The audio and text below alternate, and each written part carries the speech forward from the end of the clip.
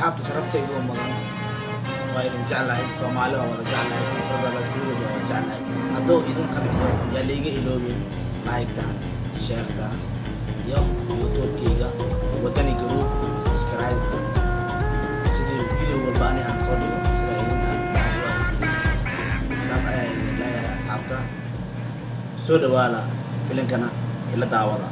17 November sanadkan ayaa la filayaa in magaalada Baydhabo ee xarunta ku meel gaarka maamulka Koonfur Galbeed Soomaaliya ka dhacdo doorashada madaxweynaha maamulka Koonfur Galbeed ee muddada 4 sano ee soo socota 149 mudane oo wakiilka shacabka reer Koonfur Galbeed Soomaaliya ayaa wax dooran doona waxaana wali aan la magacaabin guddiga doorashada oo dejin lahaa habraaca doorashada Siraaji Shaysa warbaahinta qaranka Soomaaliya Baydhabo waxay ka mid tahay magaalooyinka waddanka ugu caansan maalin walbana magaaladan waxaa soo gala 20,000 oo qof si markaas ay riyadooda halkan ugu rumeeyaan balse riyo rumaynta waxaa ka horeeya magaalada ma leedahay soo jeedis ama sii hooyasho 24 ka sac magaalada waa ay soo jeeda 4 sano ugu dambeysana magaaladan waxay bilowday in gid kale u riyoto markuu nin Suuriya lagu magacaabo cabdilinkan wax naga dheh aniga meeshaan u maahan shirkad cusub inaan furo ama shirkad inaan burburiyo waxaan u mahday howl cusub waddankeena ka bilaabo ilaan goodhow waddankeena doorasho ayaa ka dhici doona ogtiin aniga halkan waxaan u mahday si doorashada anugu qayb gal ognay waa sidaad arkaysaan doorasho sax ah meeshan inay ka dhacdo waxa ugu dambeysay 1991 ilaa iyo haddana sheekadan weli waa sharci darro maalka dambe waxa asleena doorasho nadiif ah ayaa dhacaysa dawladda ayaa dhalanaysa wax dhalanayna haba yaraatee wali aniki waa saxaafadu la hadlaya ma la hadashaan idinku aad miiska sugto doorashada 10 daqiiqo lay ka dhimanay talakan way maxaynu sameynaa daqiiqada kadib asin diyaaradiisa isku laabana waa ku laabana ku ana ka hubo adi buuq badan iska daa ciidankayga doorashada dib u dhac baa ku imaadeen naga raali noqday suurtagal tahay dib u dhaca suurtagal ma noqonayso 13 kilomitir ayaan u soo safray aniga waxaan rabaa doorashada ka qayb galo aniga waxaan doonayaa meediyo idil in hortooda soo istaagaan waxaan rabaa runtina kor cadeeyo daynu warinayo markaan xaqiiqada ka hadalno annagu waynu noolnahay balse waxa sababay nolosheena dawladda sidaas ay tahay dhawaan waxa dhici doona waddanka doorashadaasna waxay dawladda ku fangaraysay ciidamo fara badan kuwaas oo ay ugu talagashay inay ammaanka sugto sana ama 4 sano mar ayaa doorasho qabataan waliba idinkoo aan ka fiirsan midada kale xilka waxaad u dhiibtaan qof aanan mudnayn xilkaas dhalinyartana maxaad kalsooni darro u geliseen mise waxaad isleediin dhalinyarta haddii aad jagada u dhiibtaan idinka ayaa feel garooway oo hawshin hoos ay u dhacaysaa runtii arrimaha ay ka hadlayaan waa arrimo sax ah maxaa yeelay waddankeena horumarkiisa ayay ka hadlayaan dadkan waana loo baahan yahay midaas marka mudana ma faraha ka qaadno way baxeen dadkan wax wanaagsan ayay ku hadlayeen dawladdana ma rabaan in runta laga sheego laakiin waan arkaynaa biri ayay soo laabanayaan wixii ay sheegi doonaan geesigii ay yimid hadduu hadlaa ninkan nin caadi amaan Arvin Sharifastar Allah ninkan wuxuu wax ku bartay waddanka wuxuu ka qalin jibiyay jaamacadda sharciyada wuxuuna bartay shuruuc aad u fara badan oo waliba kala duwan sidoo kale ninkani nin caadi amaan wuxuu diyaar u yahay hadda shacabka inuu soo bandhigo runta iyo waxa la isdawmarnayo sidoo kale laaluushka waddanka ka socda ninkani markaad fiiriso waxaad ka dareemaysaa qiiro wadaninimo inay ku jirto iyo inuu rabo shacabkiisa inuu wax taro wuxuuna rabaa dhalinyarta hurdada ku jirta inuu hurdada ka kiciyo Arvin adiga maanta maxaad la caraysantahay ii sheeg waxaad iga arkayso wax kale maahan ee waa qiiro waxaan doonayaa dalka inaan runta ka caddeeyo maxaa yeelay dadka masaakiinta si xun ayaa loo galaa taasna cadaalad ma ahan dawladdu mar walba waxay aragtaa qaladka shacabka oo keliya balse qaladkooda ayaga maba arkaan qaladkooda marka la caddeyn rabana waxay jecel yihiin in la dadaboolo taasna cadaalad maahan maantana halkan waxaan u taaganahay cadaaladda inaan ka hadlo waa qalad laaluushkan iyo waxaan la qaadanayo iyo baasboordan beenta la samaynayo waa inaan ka hortagaa maxaa yeelay waxaasoo dhan dalkeen hoos u dhac ayay u keeni karaan marka dawladda indhaha ayay ka xiran tahay waxaan rabaa indhaha inaan u fulo sidaad arkaysaanba Arvin waa u hadlay adiga qiiro kuma galamaya ii sheeg way gashaani qiiro mararka qaarkii way xanaaqdaa marka adiga waan xanaaqa waliba aad iyo aad laakiin isma kontrooli karan mararka qaarkii markaan arko waxyaalaha qaar maxaad banaanka soo dhigi weysa xanaaqaaga marka maxaan banaanka soo dhignaa waataas waa midaan ka hadlayay xanaaq waa in banaanka la soo dhigaa dad badan oo waddanku ku nool gudaha ayay ku xun yihiin dadkaas afka ayaa laga xiray awoodna uma laha dantooda inay ka hadlaan marka waxaa loo baahan dadkaas dantooda inay ka hadlaan dalkana waa inaan horumar gaarsiinaa shacabka dhib badan ayaa haysto ma suurtagalaysa way suurtagalaysaa wax walbana TV-ga ayaan ka caddaynaynaa horta wax walba aad tiraahdo adiga waa sax anigana waan kugu raacsanahay balse macquul ma noqonaysaa hal nin inuu waddan dhan xorriyaddiisa soo celiyo ama horumar gaarsiiyo midaas ma ogtaa horta adiga inaysan suurtagalayn ilaa hadda aniga maxaan sameeyey wax aan sameeyey ilaa hadda ma lahan shacabka madax ayaa looga taagan yahay naagahooda gabdhahooda mar walba waa laga kufsadaa ayagana waxba ma samayn karaan markaasaad leedihiin waddanka sharcigaa ka jiro sharci maa waddankan ka jiro qof walba jeebkiisa ayuu ka fikiraa maslaxadda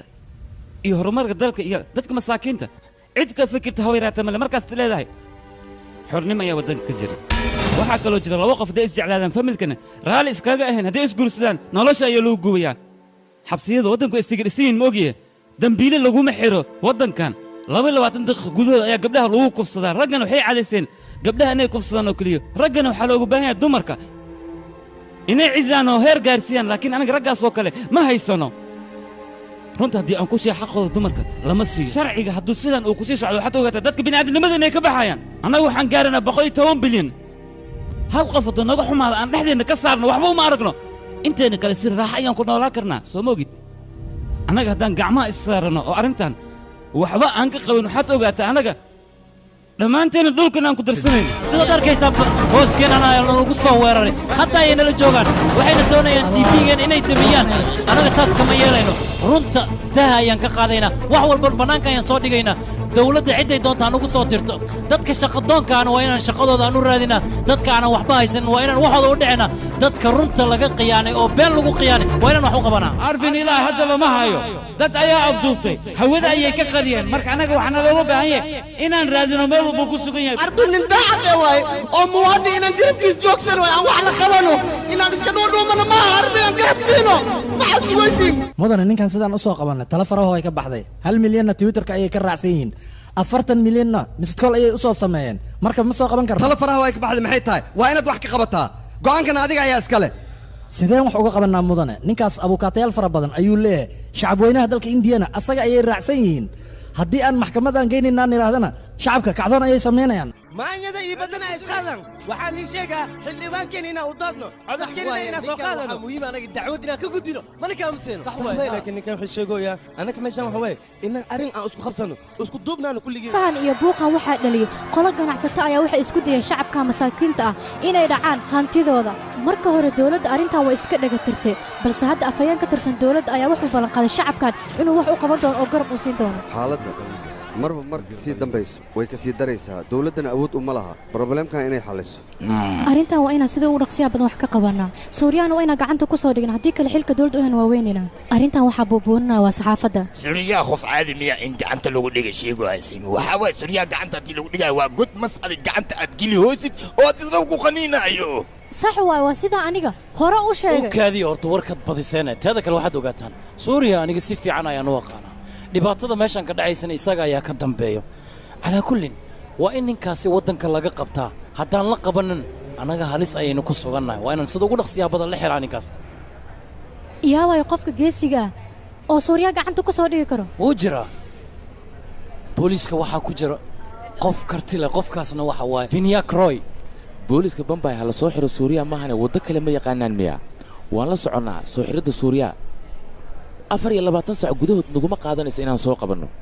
annaga hadda ka hor ayaan burburinay dhammaanba wixii uu lahaa ciidamadiisa hadday ahaan leed hantidii dibadda u taallay intaba waan baabi'inay haddana diyaar waxaan u nahay inaan inta kale ee u dhiman aan sida ugu dhaqsaha badan aan ku dhammaystiro waayahay mudane mahadsanid fariista subax wanaagsan wax la yidhahda haba yaraatee ma jirto ilaa suuriya aan gacanta oga soo dhigno wanaagsanaan iyo waxaad ka hadlaysaan meeshaan ma jiraan teeda kale idinka waad la socotaa ninkaas shacabka oo keliya ma taageersana xitaa waxaa uu wataa taageero booliiskeen annaga ka mid a ayaa isaga la shaqeeya oo aaminsan mar kasta dembiiluhu waa dembiile ciqaabtiisana waa in la marsiiyaa diyaarna waxaan u nahay qaladaadka ninkaasu galay ciqaabteeda inaa marisaan weliba ciqaabtan ugu adag laakiinse suuriya familka uu tirsan yahay ninka booliiska waxaa laga rabaa muhiimadda koowaad uu siinayo tan shacabkiisa iyo tan dadkiisa inay noqoto faamilka inaad fiirisid looma baahna inaad dareen u muujisid hadduu faamilkaaga yahay qof dembiile ah looma baahna ee waxaa la rabaa dareenkaaga inuu dadka shacabka u danqado waad ifaateen soo maa hagaag waayahay mudane waxaan ku ballan qaadaya 24 saac gudahooda suuriya inaan ku soo qabanno laakiin sidee ii sheeg dhegayso adiga ma waxaa aaminsan tahay ninkaa jiljileecaas iyo fudeedkaas inaad ku soo qabanaysid ninkaas isbid ayuu ku socdaa si sahlana kuma soo qaban kartid ninkaa 10 sano ka hor ayuu abuurtay mirihii uu cuni lahaa ninkaa 10 sano ka hor ayuu wax walba diyaarsaday mudane ninkan sidaan u soo qabanay tala faraho ay ka baxday hawshan qarannimo ayaan u soo galay taliya laakiin idinka imaba aragtaanba inaan si qarannimo ah u shaqaynaayo inaan soo galo hawshan maba ahayn waan qaldamay runtii taliya maanta waa maalintan aniga kuu baahnaa sidaa doontaan iila dhaqma aniga laakiin qarankayga inaan difaaco cid aan uga amar qaadanaha beeraate ma jirto adigaan ka amar qaadanin walaa adiga qarankaygana waan difaacayaa sidaan naguma joogsanayo waan idinka tegey cid iga celinaysa beeraate ma jirto waa maxay kibirka isla weynida adiga kugu jira kartida iyo awood aad ku faanaysa xaggee ka keentay mase la socotaa qorshe badan aan anaga lahayn adiga dartaa inuu u fashilmay oo aan u ceebownay markaasaad hadlaysaa soo maa hawshanna khibradda aad u leedahay ma ii sheegi kartaa maxayse tahay awooddaada haddaba waxaan kaa rabaa caddayntaasoo isugu jirta black and white ilaa iyo hadda wax caddayn dawladda ma u soo gudbisay mayano ii jawaab qaladka marka hore dhankeena ayuu ka yimid markaan adiga ku qaadanaynay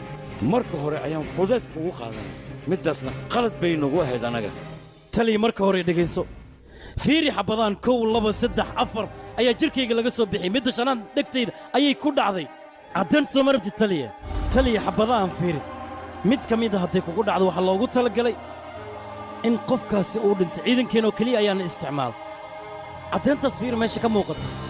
caddayntaas waxay caddaynaysaa xabadaan annaga oo keliya ayaana loo soo saaray dawladda ruushka ayaana soo saartay si aan annaga u isticmaalno markaasi kadibna dawladda indiya xabadahaasoo idil waxay ku wareejisay ciidamada loo yaqaano ambaala si ay u isticmaalaan 2016kana bisha September 10keedana waxaa laga mamnuucay ciidamada kale inay xabadahaas isticmaalaan isla sanadkaas bishaas dabayaaqadeedna xabadahaas iyagoo baqaar ku wada xaraysan ayaa dab la qabatay xabadihii oo dhan meesha ayay ku baabeen arrinkaas shil ma lagu tilmaami karaa tali adigan ku weydiiyey mise lama filaan ayaan dhahaynaa taliya u qaada caddayntan inay ii gaartahay ama inaan dawladda ugu danaynayo haddii sida la sheegay sannado ka hor xabadahan ay baaba'een 7 bilood ka hor aniga sidee liigu soo weerar oo nugu dhaawacmay warka waan idiin caddeeyey ama madoobaysta ama caddaysta ninkan si gaar ah loola socdo antii arrimahaaga daas ayaa iiga sheekeeyey arrimahaaga markaan dhegaystana waa mid aad iyo aad aan ugu qancay waxaana kaa doonayaa howl inaad ii qabato waa haddii aad raalli ka tahay war ii dhammaantiis hadda waxaan rabaa muhiimadda inaan kaala hadlo bani aadanka maalin buu dhashaa maalinna wuu dhintaa laakiinse geerida ka hor waxaa lagaa doonayaa dalkaaga adigoo difaacaya mishinkan aan kuu diri rabo geerida ka hor inaad ku guulaysato mid ayaan kaa maqan anaa kuu sheegayo 1994 dhibaatadii waddankeenna ka dhici jirtay haddii aad doonto dawladda garb waa siin karta haddii kalena macsalaama bay ninkan waxaan ku raadinaynaa caddayntiisa oo aan la helinna waxay la tahay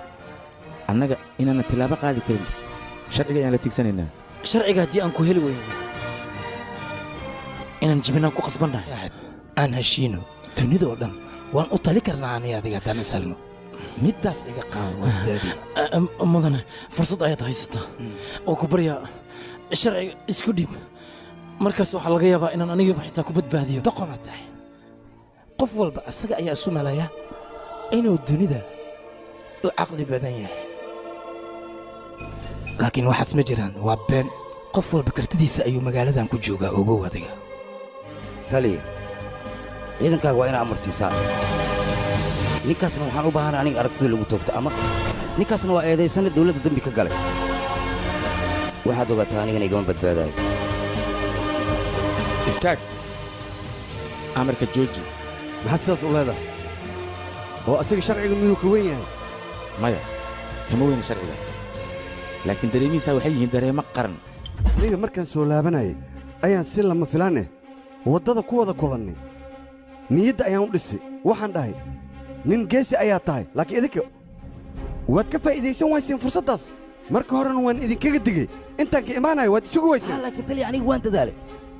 ninkana waa qabta laakiin maxaa sameeya waa liiga fakiyey welina dadaalkiisa ayaan ku jira war idinka xoolo maad tihiin kuwa aad u dirsateenna xayawaanno miyaa balse waxaan ogaa keligiis inuu dhahay ninkaas oo garab haysto qofka siinayn ilaa hadda aniga ma fahansanin ninka fikirkiisa bata ugu dambaynta fikir la'aan ayaa ku dhacaysa haddaana ku leeyahay aniga waxaan ballan qaaday taliyahaaga dhibaataduu i marsiiyey iyo dharbaaxduu igu dhuftay in aan ka aarsado waxay doonta baa ahaato waan ka aarsanayaa hadday celi kartid celi adiga mar walba dhegtiina waxaa ka yeeraysa ciidamada MRS-na aniga ayaa hogaamiye ah waxaan ula jeedaa MRS ninka ku dhashay magaalada Islamabad ku dhashayna 1969kii xaafadda Victoria maxaa dhacmi ilowday aniga waan ku xusuustaa wax walbana waan xusuustaa teeda kale waqtiga baan u dhaafaa ii sheeg bal wali ceebay aniga kama ligu garaacay waa lay dharbaaxay wax lay reebtay male anigana hawshaan si uu gali waayo ma joojihayaan ku dhahay ha argudishadayda waa socehaysaa qorshaas waxa aan ku soo kacay iyoba waa bedeshay ba adiga aniga waxaan isdhahay adaa ugu caqli badan magaalada adiga la genius tan say ku dhacday laakiin waxa tahay waa laga yahay saaxiib hadda teeda kale arrin ayaan rabaa inaan ku maqashiyo maqlaysaa maqana meeshaan ayaan aniga ku soo barbaaray marka meeshaan sidaan u kala garan waynaa dhabaqa mandarka ayaan maqlay kadib ayaan ogaaday adigii xulafadaada meeshaan inaad joogtiin anigana meeshaan waan ku barbaaray wax walbana waan la socdaa meeshaan aad arkaysa aniga xuduntayda ayaa ku duugan adiga inaad waxyeelaysana kaama ogolaanayo qofka hadda qonsor nolosheeda hadda kormaanan arag doqonnimada heerka miyay gaarsiisantahay duq aan da'diisa ogeyn si wadadeeda loogu leexiya anu aqaan qorshaha si aan u degi leh waay sababtoo adduunka anaa uu khatarsan ilaa hadda waxaad aaminsan tahay kaama bixin soo maaha habarteeday ka tahay khatar sideeda waxaa lagu tilmaami karaa qof khibrad leh adiga khibraddaas ma leed ma lahayn sidaasay tahay nafsadiisu wuxuu isu qabay muwaatin inuu yahay sidaa darteed ninkan ayaa kaa khatarsan adiga fulay baa tahay ninka dalkiisa iyo dadkiisa difaacaya ayaa khatar lagu tilmaami karaa mooyee ninka dilaayo khatar laguma tilmaami karo aniga ra'yahaan waxaan qabaa ninka nafsadiisa khatar u geliyey dadkiisa iyo dalkiisa ninkaas ayaa geesiya oo weliba khatar lagu tilmaami karaa maadaama aad tahay geesi yaroo dalkeena dhibaatadii ku soo socotay ka hortagay misena naftiisa hore waryaa unuka xaanshida ma noosixiyeysaa mise dhammaantaa waa lagu qabanaa waa lagu matarmajoojinaa facebooka bognaba magacayga baro waxaa la yidhaha yasmati lohaar war aniga ma isbedelayo dabeecaddeydana ma bedelayo haddaad wax bedelaysid tin baraa waraaqda ku qoran waa inaad beddeshaa aniga haddaan wax noqonayo waxaan noqonayaa nin waddankiisa iyo dalkiisa iyo dadkiisa daafacaya maahe ma noqonayo nin dalkiisa iyo dadkiisa dhiiggooda gadanaya wax walba laygu amrana si daacada ayaan u qabanayaa waayo maahe aniga nin waddankiisa gadanaya nin daacad ayaana oo waddankiisa jecel aniga sidaydaba khayaanada kama haro dadka masaakiintaana walaalo ayaan nahay tuug nuuc kastooya waxa kufsado waxa dhaco waxa bilaqaysto waan isnaqaanaa waayo aniga yaraantayda waxaan ahaa ciyaal derbina tuug kasta waa yaqaanaa mana kaaraya aniga tuugadaas waan aqaanaa laakiin adinka ma garanaysiin yaashwante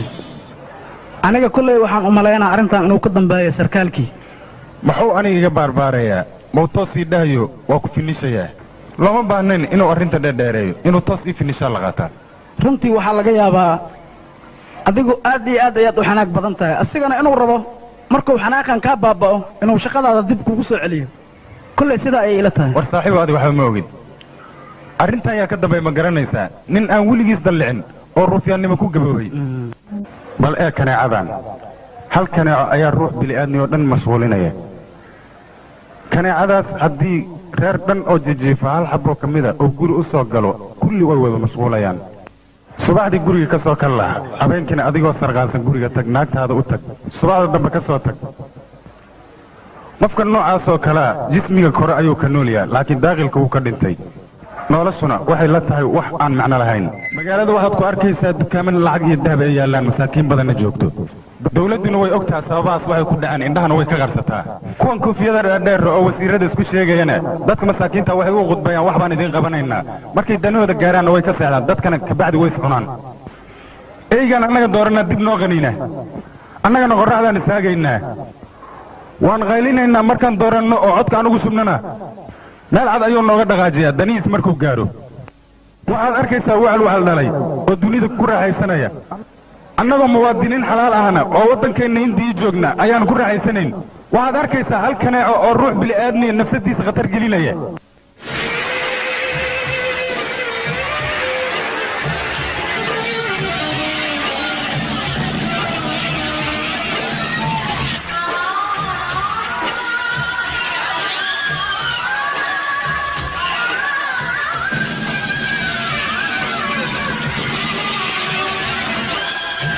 ها isdila falkaanoo dhan waxaa ka dambeeya dambilayaashii aad qorraxda u taagneedeen oo codkiinna aad ugu shubayseen ayaa falkaanoo dhan ka dambeeya waxaa loo baahan yahay adinka inaad ka hortagtaan laakiin ma ka hortegi kartaan waayo waxaa idin mashquulinaya hal kaneeco ayaa adinkoo dhan idin mashquulinaya waa hal kaneeco oo yar dadka hindida oo diinta muslimka iyo diinta bagwaanka isku dagaalayay dadkaas waxaa uga dhinta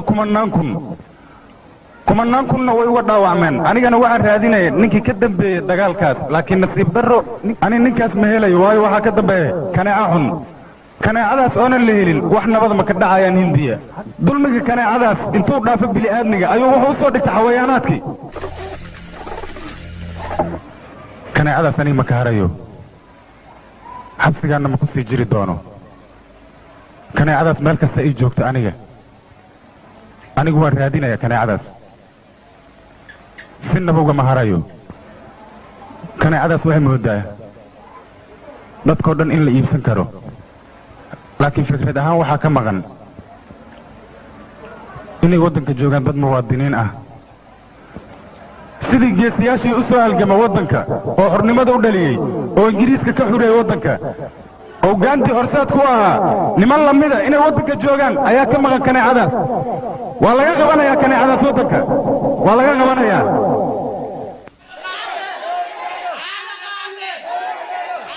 doorashada saaka hal saac ayay bilaabtay rag iyo dumarna waxaa loo taagan yahay nin walba inuu codkiisa dhiibto laakiin aan aragno wixii ka soo bixi doona doorashadaas iyo ciddii ku guulaysan doontaba intaas ayaan u dhegataagaynaan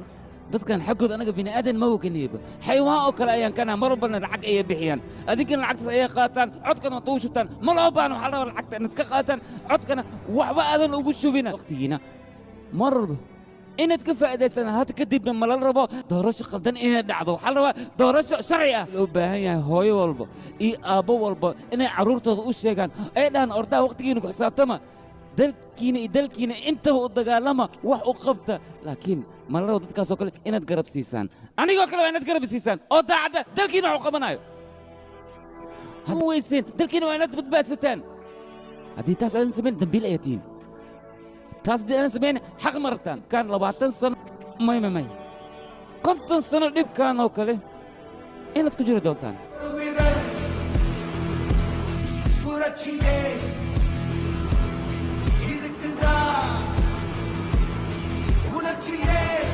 hadda codeynta dhankeenna ayay u socotaa hadda ayaynu xawaariheennu bilaabaynaa markii aroortii hore ayay doorashadii bilaabatay haddana way soo gabagabowday meeshaasi waxaa ka codeeyey dad gaaraya 234 qofood waxaana la عزيز حسن لفت قرين ومدحوينها لبعض كونفور قلبي xisbiga MMK ayaa wuxuu hogaaminayaa doorashada waddanka dhacday arrintaasna waxaa garab ka siiyay Mr. Sundar oo waddanka hadda waan goosina waan guulaysan Soomaa qaastan meesha waxa ku casutaa xisbiga ninka maamulka ah madani waxaan la yaabana idaacadaha dhan ninka keesatay afkee ku hayana ku dhacay lahada qarash badan ayaan soo galay diyaaradaha soo saaray maxkamadan keenay intaasoo milyan waan ku qasaaray soo mogid marka goosina waa in aniga ku guulaystaa halka doorashada ku guulaysta ayaa dacwo laga gudbiyay dadka dacwada ka gudbiyana waxaa ka goowa mudane Sundar dadkaasna waxay hadda sii dhaafayaan 300,000 waxaana macquul ah haddii ay dacwadaas sii socoto in mar labaad codeyntaas la sameeyo oo doorasho labaad dib loo furo taasna waxay suurtagelaysaa markii ay shacabka guulaystaan arrinkaas oo qof kale kama dambeeyo ninkii Mareykanka iimaha ka dambeeyo usiga iyo xulfadiisa laakiin saara aqaana qura dhaafi ma soo farmaajo maanigaadi caabsiinaysaa macnaha ninkaas aniga inaan ka cabsada doonaysaa ka bacdina aan qol isku xiro mudan sangaaniya ninkii Bruce Willis ahaay wuxuu maanta kuu soo hambaliyay horumarka adiga aad gaartay mid rabaa inaad ka soo qayb gashid calansaarka oo asagoo calansaaraya calankan wuxuu doonayaa adiga inaad gacantaada ku saarto walab okay waan tegayaa waan saarayaa fiyoorahaad waan jeclaa bambaydii cagaareed taariikh nololeedka wasiirka la doortay mid iyo laba iyo saddex haddii aad idinkaga taataabto waa nin wanaagsan haliyey ah howlkar ah howsha loo dhiibanay si wanaagsan uu soo bixi karo anigoo maasiya laga bilaabo maanta waxaan diyaar u ahay waajibaadka iyo caleemasaarka imikadanaga maanta meeshaan ayn ku haynin halkan ayay ku eegyihiin waadna mahadsantihiin adigana waxaan kuu sheegaa aaya kuu baha isku aadan haddii kale dhallinyaro waxaad joogtaan ku dhaha debkooda wato way ku gubayanaa ku dhahdaa isku aado weliba adoo noola lagu guba aan ku dhahay haddii cagta aad saarta meeshaas adiga meeshaas magaceeda igu soo celi aaya kuu bah shirkayga xiga waxaan ku qabanaa aaya kuu bah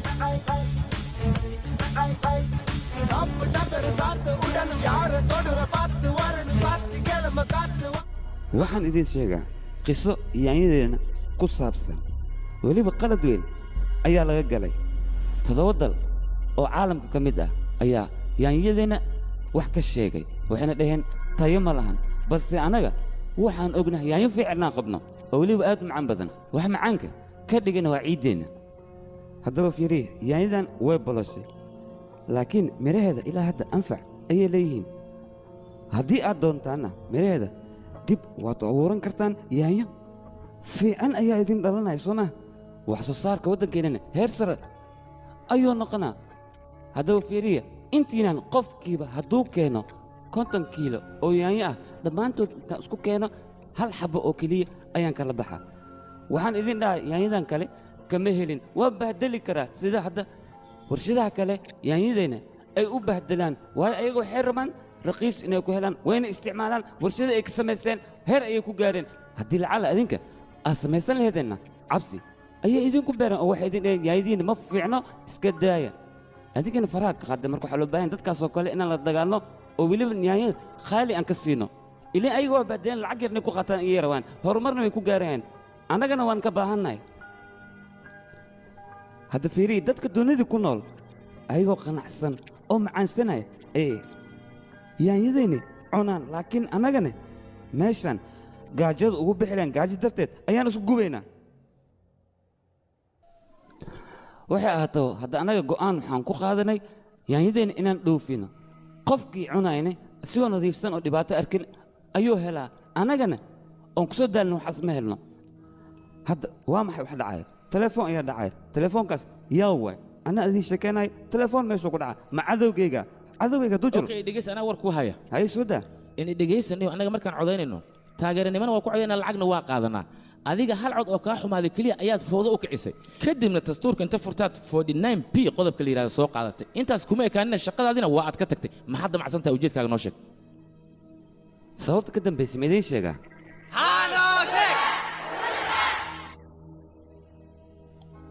horta aniga waxaan ku dhashay raamis waram meeshaasna xeeb ayay leedahay xeebtaas ayaan ka ganacsan jirnay hooyaday iyo aabbahay waxay ahaayeen kulumaysato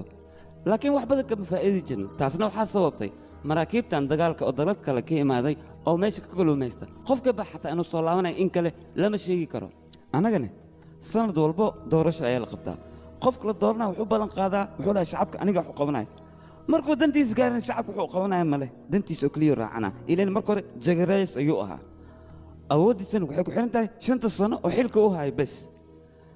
laakiin dadka shacabka hal maalin oo keliya ayay awood leeyihiin shacabkeennana hadda kalumaysi ma aadi karaan ilaan fursaddaas ayagaa iska baabi'iyey way soo laabanayaan laakiin marka hore fursad fiican yay haysteen haddii ay ka hortagi lahaayeen maraakiib ayaa soo xabadeen dad aan waxba galabsan dagaalkaasna aabbahay ayaa ku dhintay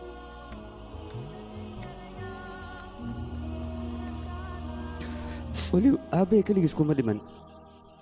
13 qofoodoo kale way ku dhinteen dhaawacna uga jiray dadka badbaadayna markay isku dayeen dadkaas xabadahaas ku dhaawacmay inay soo badbaadiyaan marka meesha ay tageen aabbahay nafta ayaa ku jirtay aabbahaygana wuxuu dhahay maya maya iskee daaya aniga ma laabanayo dadkan waa inaan meel iska saarnaa oo aan la dagaalnaa kadibna aabbahay wuxuu dhahay 2 sano had soo socod carruurteedu waxay cunaan way haystaan ilin dadkan aniga idile magdhow ayay isiinayaan magdhowdaas carruurteeda ii cunaayo xataa wuxuu yidhi baddaa layga saarin anigana aabbayga meydkiis maana arkin waayo badda looga soo tagay aabbahayna meydkiisa sidaas ayaaba lagu waayay ninkuu aabbahay u codeeyeyna ninkaas aniga wax garab ah maba isoo siininba hooyadee ayaa igu soo rafaaday weliba idoo ka ganacsanayso kalluunka iskuul ayay i geysa wax ayay soo bartay maanta aniga heerka aan taagana hooyadii oo keliya ka dambaysa cid kale kama dambayso wadamo badan ayaan aaday wax badan ayaan soo bartay waxaasoo dhan waxaan samaynaa wax kale ma ahan waxaan rabay maanta oo kale doorashada inaan ka qayb galo waana ka qayb galaa haddana mid ayaa su'aal i weydiiyey wuxuu idhahay cusbo ma taqaanaa haa adiga soomeen waxay dhahday cusbo ma taqaanaa war aniga kaluumaysa ayaan ahay cusbada ayaa malaa'ig ka soo dhex saara markaasaad leedahay cusbo ma taqaanaa oh sorry igraalnaq ulajeedada sidaas ma ahan okay su'aal kale ayaan rabaa inaan idin weydiiyo reer janaay cidda joogta oo u dhalanin ayaan rabaa gacanta inay taagto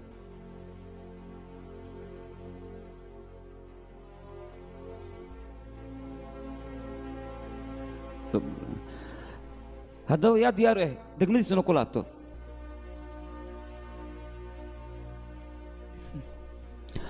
hay ii sheeg sababta tuu naqnaysaa mudana unaka meeshaan waxaa u imaan adigina wax noo qabatid baahayaan hayso naageena iyo carruurteena guriga ugu soo tagna hadda waan noqonina haddii dhana baahideena ma baabi'ina maxay noo tareen marka wax ma noo tarays mahayno aniga waxaan ka imaad gobolka Tarfaali deen ayaan ugu soo carar anaga xataa gobolkeena ka soo dhibaato dartiis aniga xataa waxa ugu soo raray burcad meesha joogta barbalaam jira awgiisa ugu soo caranayaan ku dhaa anaga xataa wabigeena eber waay biyo ma laha ceel haddii dawladda noo qodi lahaayeen ilaa hadda ma noo qodin gudoomiyeenin ilaa hadda wax ma noo qabanin si u laabaheena marka 32 degmo iyo 32 dhibaatooyin kala duwan ayaa idin haysto adinkoo waddankiinni jooga ayaad haddana waxaad u nooshiin sida dad qaxooti oo kale ah adinka aniga darteeda xanuunkiina haddii aad qosanaysaan waxaad ogaataan aniga waxaan maqlay naag dhehayso labadeeda carruur ayaa halkan lagu baabi'ey kaasoo kale ayaa xanuun lagu tilmaami karaa ee waa idin baryaa dulqaata sidaan iska beddela waa inaad astaan samaystaan dadkan aad u muujisaan taamul weli leenooshahay كان عادي مع سياسيين تورنول كومي لكن سياسات عصب اون عادي ايو لا soo baxay ninkan muxuu yahay asaga fahmi sundara caadi maahan markuu kulan la qaatay wasiirka hore ee lagu magacaabi jiray Mazi ee xisbiga MMK haddaba xisbiga dhexdiisa ayaa muran badan ka dhex taagan yahay mudaharaadyo ayaa ka jira mudaharaadyadaasna waxaa lagu taageerayaa sundara sida jaamacadda loo yaqaan Loyola College shalay waxa ay taageersanayeen sundara 4% haatan kacdoonadii dhacay waxaa taageersan 52 taageerayaasha ugu badan isaga ayay taageersanayeen waxaasoo dhanna waxa ay ku dhacday kalsooni uu shacabka ka helay ruuxanta aniga ma ka maqlo waddankeena inuu doorasho ka dhici doono anigu waxaan naqday musharax laakiin xisbigayga soo horjeedo inay ka kooban yihiin 234 xibnood marka hore TV-ga iga soo weerar janaalka hadda si toos ay ii soo weerar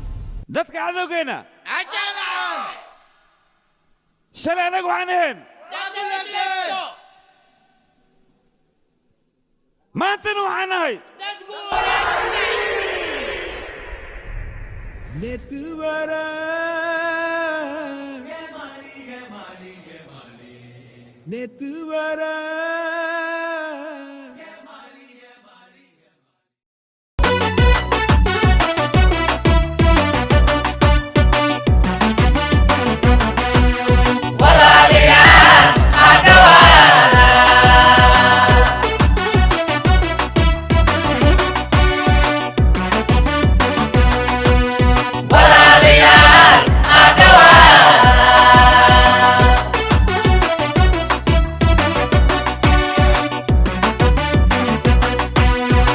يلي غريب والقرد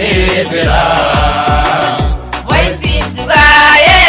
ولا ليال على ولا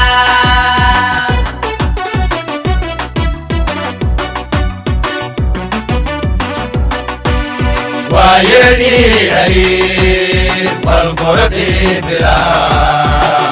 ويسي سقاي ولا ليال على